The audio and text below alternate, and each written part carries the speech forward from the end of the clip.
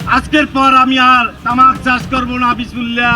লালমনিরহাটের এক প্রান্তিক কৃষকের অভিনব প্রতিবাদ এখন আলোচনার কেন্দ্রবিন্দু। তামাক চাষে লাভের আশায় সবকিছু হারিয়ে শেষ পর্যন্ত নিজের উৎপাদিত তামাকেই আগুন ধরিয়ে দিয়েছেন মিলন মিয়া নামের এক কৃষক। শুধু তাই নয়, 51টি মসজিদের পানি শরীরে ঢেলে কান ধরে উঠবস করে শপথ নিয়েছেন জীবনে আর কখনো তামাক চাষ করবেন না।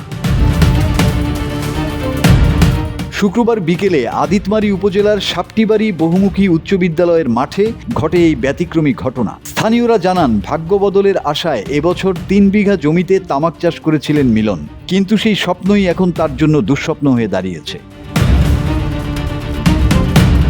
চাষের খরচ জোগাতে নিজের শখের মোটরসাইকেল বিক্রি করেছেন, এমনকি স্ত্রীর পালিত গরুটিও বিক্রি করতে হয়েছে তাকে। আশা ছিল মৌসুম শেষে তামাক বিক্রি করে সব দেনা শোধ করবেন, কিন্তু বাজারে কাঙ্ক্ষিত দাম না পাওয়ায় এখন ঋণের বোঝা আরও বেড়েছে। ক্ষোভ আর হতাশা থেকে মিলন মিয়া প্রকাশ্যেই তওবা করেন। এরপর জমিতে থাকা শুকনো তামাকে আগুন ধরিয়ে দেন তিনি। মিলন মিয়ার অভিযোগ, তামাক কোম্পানিগুলোর সিন্ডিকেটের কারণেই কৃষকরা ন্যায্য মূল্য থেকে বঞ্চিত হচ্ছেন। শুরুতে নানা প্রলোভন দেখানো হলেও বিক্রির সময় কৃষকদের অসহায় করে ফেলা হয়। এ ঘটনায় স্থানীয় অনেক কৃষকও তার সঙ্গে সংহতি প্রকাশ করেছেন।